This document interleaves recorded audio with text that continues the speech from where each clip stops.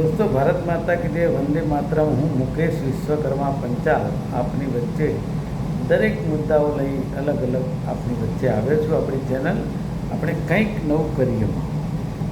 સૌથી પહેલાં આપણો મંત્ર વિશ્વાસઘાતથી હંમેશા બચતું રહેવું એ સૌથી મોટો મંત્ર છે। સમાચારની શરૂઆત કરીએ છીએ। સૌથી પહેલાં ગુનાના પીડિતોને મળતા યુએસ વિઝા બાદ ગ્રીન કાર્ડ મેળવવાનો ખેલ। અમેરિકાની નાગરિકતા મેળવવા લૂંટનું નાટક કર્યું, તેમાં 11 ગુજરાતીઓ ઝડપાયા। આ એક જે લાલચ છે ને યુએસના ડોલરની, એનાથી આપણા દેશનું નામ ખરાબ થાય છે, એ બચવાની જરૂર છે। બીજી વાત કરીએ, અમેરિકા, ઇઝરાયલ અને ઈરાનના જે યુદ્ધ ચાલે છે તેની અંદર ગેસની કિલ્લત છે। ભલે સરકાર કહી રહી છે કે કોઈ પ્રોબ્લેમ નથી, પણ આજે પણ ગેસની કિલ્લત દેખાઈ રહી છે। તેને કારણે લોકો કેટલાક આત્મનિર્ભર બન્યા છે। જે આ ફોટોગ્રાફમાં આપ જોઈ શકો છો કે છાણા જે આપણા પહેલાં આવતા હતા, છાણા ગાયના જે મળમાંથી છાણા બનાવતા હતા, એ છાણા બનાવવા માંડ્યા છે જેનાથી રસોઈ ગરમ કરી અને થઈ શકે। અમદાવાદમાં હોટલ અને રેસ્ટોરન્ટના ચૂલા સળગતા રાખવા માટે સંચાલકોની દોડધામ થઈ છે। અછત અને અફવાથી જે અસર થઈ છે, લાકડા તથા કોલસાની માંગ 25થી 30% વધી ગઈ છે અને અમદાવાદમાં હોટલ સંચાલકો દ્વારા બજારમાંથી દરરોજ 30થી 40 હજાર કિલો વધારાના લાકડાની ખરીદી થઈ રહી છે। નેક્સ્ટ, દરરોજ 300થી વધુ વિદ્યાર્થીઓ ભોજન લે છે તેવી એલડી એન્જિનિયરિંગની મેસના ચૂલા ઉપર રસોઈ બનાવવાનું શરૂ કરાયું છે। બમણી રકમ ચૂકવવા તૈયાર છતાં ગેસના બાટલા મળી રહ્યા નથી। મેસના સંચાલકોનું આવું કહેવું છે અને સરકાર કહી રહી છે કોઈ પ્રોબ્લેમ નથી। આ એક જાણકારીની વાત છે। ટેક્સટાઇલ ઉદ્યોગમાં કારીગરોની અછતની ભીતિ છે અને ગેસની અછતથી બેરોજગાર જે શ્રમિકો છે એ લોકોએ પોતાના વતનની વાટ પકડી લીધી છે। નહીંતર આ લોકો કદીએ પોતાના વતન તહેવાર હોય એ સિવાય જતા નથી, પણ આજની પરિસ્થિતિ એવી છે કે એ લોકોએ પોતાના વતનની વાટ પકડી લીધી છે। કાળા બજારના ભાવ ચૂકવી શકાય તેમ નથી અને સુરત અને ઉધના સ્ટેશને વતન જવા શ્રમિકોની લાઈન લાગેલી છે। આપણે વાત કરીએ છીએ સરકારની। કરોડોનો ધુમાડો કર્યા પછી પણ કુપોષણની સમસ્યા ઠેરની ઠેર છે આપણા ગુજરાતમાં। કુપોષણ મુક્ત ગુજરાત છે।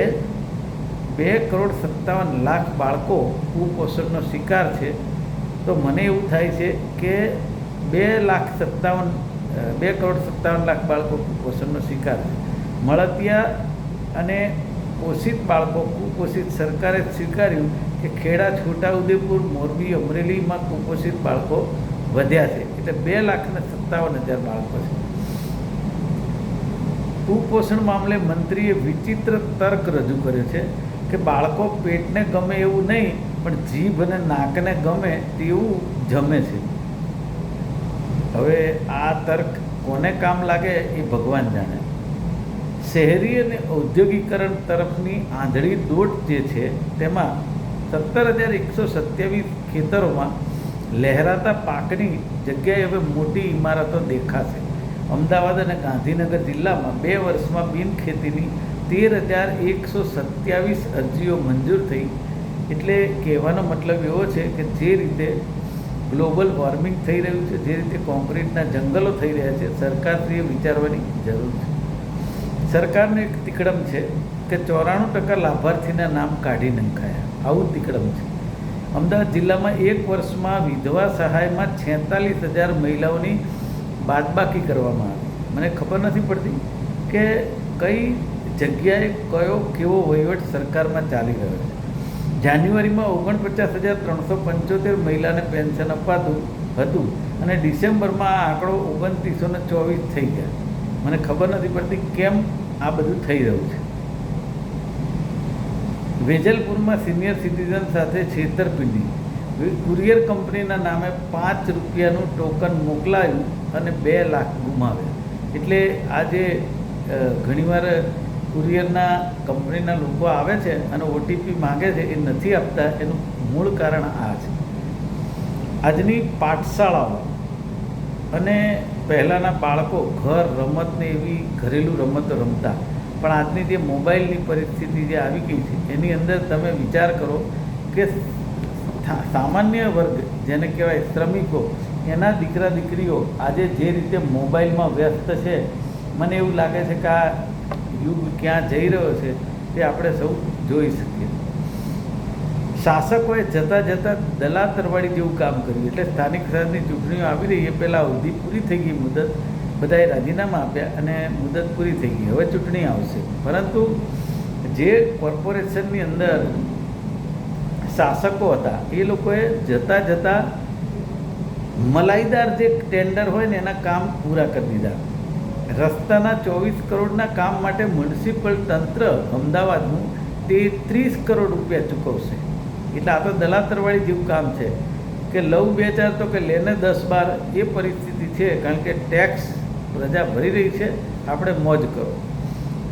કોન્ટ્રાક્ટરે 24.50% વધુ ભાવ માગ્યો તો ભાજપના શાસકોએ અગાઉના ટેન્ડરમાં સેટિંગ પાડી અને 30% ભાવ વધારી આપ્યો.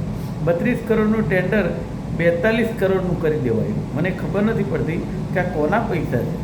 સામાન્ય મધ્યમ વર્ગની જનતાના ટેક્સના પૈસા છે, એ તમે વાપરી રહ્યા છો. સૌથી વધારે જે અસર પડી રહી છે, આજે શેર બજારમાં ઘણો મોટો ભાગ શેર બજારમાં ઇન્વેસ્ટ કરી રહ્યો છે. એવા સમયમાં સેન્સેક્સ જે રીતે આખું બ્લડ બાથ જેને કહી શકાય, 2.5 મહિનામાં લોકોએ 48 લાખ કરોડ રૂપિયા ગુમાવ્યા છે. આ યુદ્ધની અસરથી જે શેર બજાર રોજે રોજ ધડામ દઈને નીચે પડે છે, આ એનું પરિણામ છે. ડિજિટલ એરેસ્ટના બહાને ડરાવી અને લૂંટ ચલાવાઈ. CBIની FIR થઈ. 70 વર્ષથી વધુ વયની 2 મહિલા સાથે 30 કરોડ રૂપિયાની છેતરપિંડી થઈ.